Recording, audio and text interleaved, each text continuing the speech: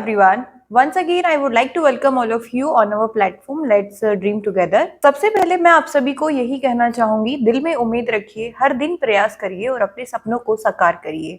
जैसा कि आपको पता है, DSSB के एग्जाम शुरू हो चुके हैं एंड ऑलरेडी जुलाई के लिए जो एग्जाम का कैलेंडर है वो रिलीज हो चुका है। इस सेशन में मैं आप सभी के साथ कुछ ऐसी गलतियां शेयर करना चाहूंगी जो हर विद्यार्थी एग्जाम से कुछ समय पहले जरूर करते हैं और मैं आशा करूंगी आप सभी से कि आप उन गलतियों को नहीं दोहराएंगे। हाँ जी, चलिए बिना समय व्यर्थ करे हम मुद्दे की बात करते हैं, आखिर वो गलतियां हैं क्या। जब आप किसी भी एग्जाम की तैयारी कर रहे होते हैं तो सबसे पहला मोस्ट इम्पॉर्टेंट क्यूरी आपके माइंड में यही आती है तैयारी शुरू करने से पहले कि इसका बेस्ट कोचिंग क्या हो सकता है, कौन सा प्लेटफॉर्म जो है बेस्ट कोचिंग इस एग्जाम के लिए प्रोवाइड कर रहा है। तो यही जो है एकमात्र एक ऐसा स्कैम है जिसमें मैक्सिमम कैंडिडेट्स जो हैं फंस के रह जाते हैं। और इस स्कैम में होता क्या है, सबसे पहले जो कोचिंग इंस्टीट्यूट्स होते हैं ऑनलाइन या फिर ऑफलाइन, वो आपको अपनी तरफ टेम्प्ट करते हैं। कैसे करते हैं, आपको सिलेक्शंस दिखाते हैं कि हमारे इंस्टीट्यूट ने पिछले साल इतने सिलेक्शंस दिए हैं, अब तक इतने सिलेक्शंस हो चुके हैं। हर ऐसे भी इंस्टीट्यूट होते हैं जिनका हमारे पास कोई भी फैक्चुअल डाटा नहीं रहता है कि क्या जो उन्होंने हमें शो किया है वो रियल है, जेन्युइन है या नहीं है, या उन्होंने फेक यहाँ से वहां से कहीं से भी एस्पिरेंट्स के फोटोज कलेक्ट करके लगा दिए हैं। तो ये चीजें कोई भी इतना डीप में कोचिंग लेने से पहले नहीं सोचता है। बट मैं आप सभी को बताना चाहूंगी कि ऐसे स्कैम जो है ना सिर्फ DSSB एग्जाम, काफी बड़े एग्जाम जैसे कि UPSC के लिए भी ऑलरेडी हो चुके हैं। जितनी वैकेंसीज नहीं आती हैं उससे कहीं ज्यादा जो है सिलेक्शंस दिखा दिए जाते हैं कि हमारी कोचिंग इस साल शुरू हुई थी और अब तक जो है हम इतने सिलेक्शंस दे चुके हैं। तो ये चीज देख के तो पहली बात यही कहूंगी कि कोचिंग बिल्कुल भी नहीं देनी है। सेकंड, अगर आपके माइंड में ये थॉट क्लिक कर रहा है कि जैसे ही आप कोचिंग लेंगे आपका विद इन 6 मंथ सिलेक्शन हो जाएगा, इसकी कोई गारंटी नहीं होती है। गारंटी सिर्फ इतनी होती है उनकी कि वो आपको एक बार सिलेबस में से जो है गो थ्रू करवा देंगे कि हाँ ये टॉपिक है और इन टॉपिक्स को हम ऊपर ऊपर से आपको पढ़ा रहे हैं, डीप में आप खुद पढ़ेंगे तभी सिलेक्शन होगा। दिस इज हार्श रियलिटी, आज की जो सच्चाई है यही है। तो आप एक बार इससे रूबरू हो जाइए। और मैं अगेन आपसे यही कहना चाहूंगी, I am not against coaching institute, coaching institute के अगेंस्ट मैं नहीं हूँ। बस जितना मेरी राय है वो मैं आपके सामने रख रही हूँ कि आपको अंधाधुंध कोचिंग इंस्टीट्यूट पे विश्वास नहीं करना है कि आपने उनका हाथ पकड़ा और आपका सिलेक्शन हो गया। ऐसा नहीं है, उनका सिर्फ रोल रहता है 30% और जो बाकी 70% मेहनत होती है वो एक एस्पिरेंट की खुद की मेहनत होती है। आप अगर खुद से पढ़ाई करेंगे, खुद से कंसेप्ट का डीप एनालिसिस करेंगे और प्रैक्टिस क्वेश्चंस लगाएंगे, बार बार लगाएंगे जब तक सिलेक्शन नहीं हो जाता है, मल्टीपल रिविजन्स करेंगे और किसी भी सब्जेक्ट के लिए लिमिटेड रिसोर्सेज को ही फॉलो करेंगे तो ही सिलेक्शन होता है। कोचिंग सिलेक्शन नहीं दिलाती है। काफी एस्पिरेंट्स जो हैं अभी भी कमेंट सेक्शन में कमेंट्स आते रहते हैं कि मैम आपने वहां से कोचिंग ली थी, हम भी वहां से ले रहे हैं, क्या सिलेक्शन हो जाएगा। तो मैं पहले तो ये बता देती हूँ कि एक कमेंट काफी जो है बार बार रिपीट हो रहा है कि मैम आपने करियर व्हील से कोचिंग ली थी। मेरे समय में जब करियर व्हील आया भी नहीं था शायद, उस टाइम पे जो टीचर्स वहां पे पढ़ा रहे हैं वो किसी अदर प्लेटफॉर्म पे पढ़ाते थे। फॉर एग्जाम्पल उनका कोई प्रूडेंस कोचिंग सेंटर भी होता था, वहां पे मैथ्स की राकेश यादव सर से मैंने कोचिंग ली थी, ना कि करियर विल प्लेटफॉर्म से मैंने ली थी। जो वहां पे आज के टाइम उनकी फैकल्टी है, मैं उनसे पढ़ चुकी हूँ। तो मैंने सिर्फ आपको इतना ही बताया था, मैंने ऐसी कोई गारंटी नहीं दी थी कि मैंने वहां से कोचिंग ली है तो आप भी वहीं से लीजिए और आपका सिलेक्शन हो जाएगा। हाँ, मैं ये आपको बोल सकती हूँ कि मेरे लिए मेरी अंडरस्टैंडिंग जो है उन टीचर्स के साथ काफी बेहतरीन थी और उनसे जो है मेरे कंसेप्ट क्लियर हुए थे। और ऐसे बहुत सारे बाकी टीचर्स भी यूट्यूब प्लेटफॉर्म पे फ्री ऑफ कॉस्ट भी पढ़ा रहे हैं, जिनका मैंने काफी बार अपनी वीडियोस में आपको बताया होगा। नेक्स्ट मिस्टेक क्या रहती है, जैसे ही एग्जाम नजदीक आता है हम क्या करते हैं, हमें चाहिए फटाफट चुटकी बजाते ही कुछ ऐसा हो जाए कि पेपर क्लियर हो जाए और फिर हम भागते हैं क्रैश कोर्स की तरफ। तो मैं आप सभी को यही कहूंगी, please say big no to these crash courses. काफी टाइम वेस्ट होता है, मनी वेस्ट होता है और कोई भी आपको क्वालिटेटिव कंटेंट प्रोवाइड नहीं होता है। जल्दी जल्दी में ऊपर ऊपर से चीजें कराई जाती हैं और वो आपका टाइम तो खाती ही खाती हैं, आप खुद सेल्फ स्टडी को टाइम नहीं दे पाएंगे।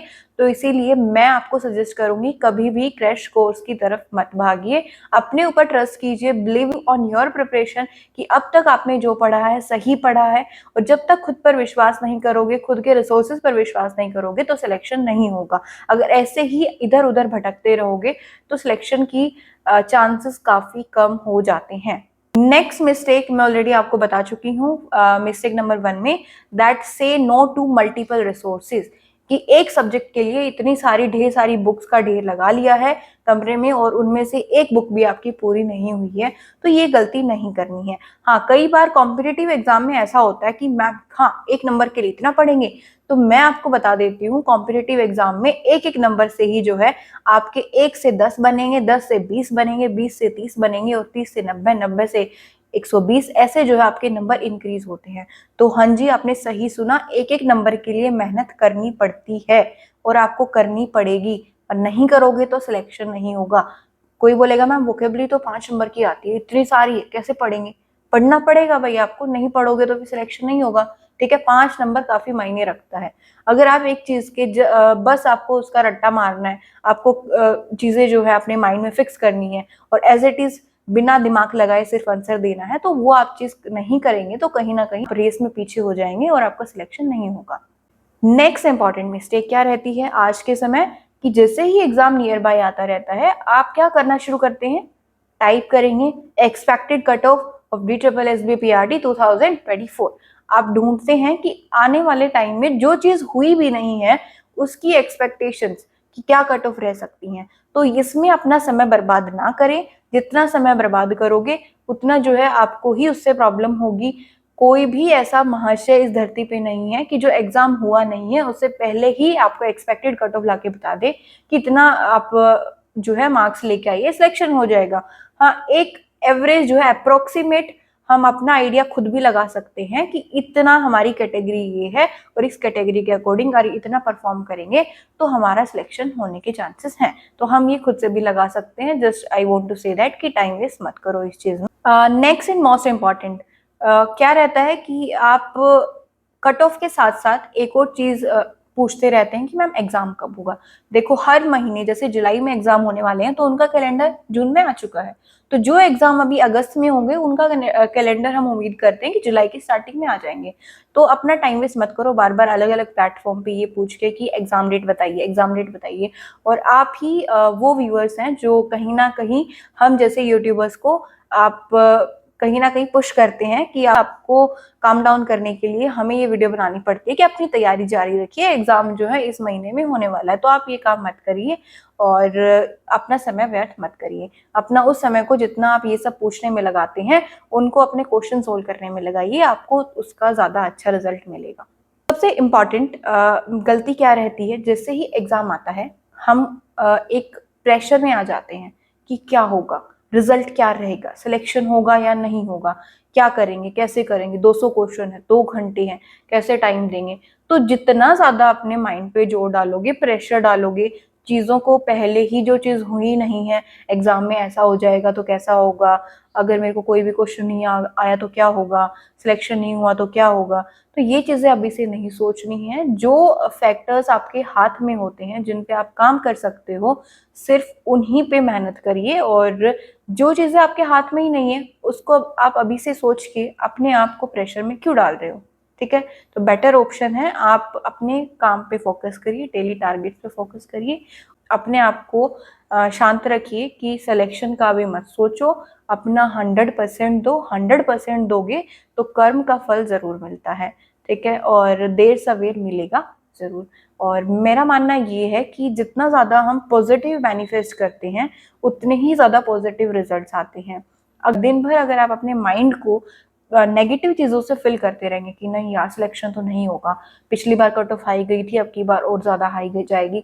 इवन कई कई बच्चे तो ऐसा भी सोचते हैं कि लास्ट टाइम कट ऑफ अगर 160 गई थी तो अब की बार 180 जाएगी। देखो ऐसा नहीं है, कट ऑफ जो है कई फैक्टर्स पर डिपेंड करती है। पेपर का लेवल क्या है, क्या वो हार्ड आया है, मॉडरेट आया है, इजी आया है, कितने नंबर ऑफ एस्पिरेंट्स बैठे हैं पेपर में, कंपटीशन क्या है, वैकेंसीज कितनी है। तो काफी सारे फैक्टर्स जो है रोल प्ले करते हैं। आप इतना जोर मत डालिए, जब एग्जाम हो चुका होगा तो उसके आधार पे खुद ही रिजल्ट जो है डिक्लेयर हो जाएगा।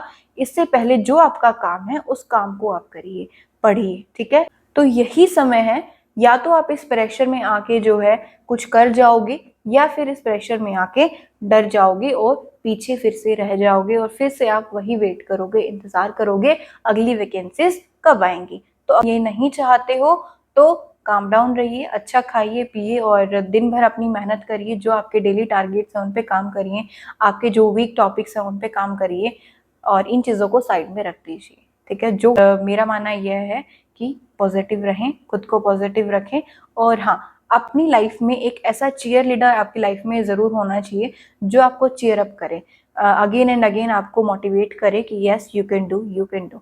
तो वो आप एक बार ढूंढ लीजिए और दिन में कुछ समय उनके साथ व्यतीत करिए। पॉजिटिव एटीट्यूड आपका बनेगा और आप खुद को पॉजिटिव रखेंगे और आपके रिजल्ट भी पॉजिटिव आएंगे। Thank you for watching this video till the end, and yes, you can like it, you can share it with your friends, and do subscribe our channel for more such educational videos and updates.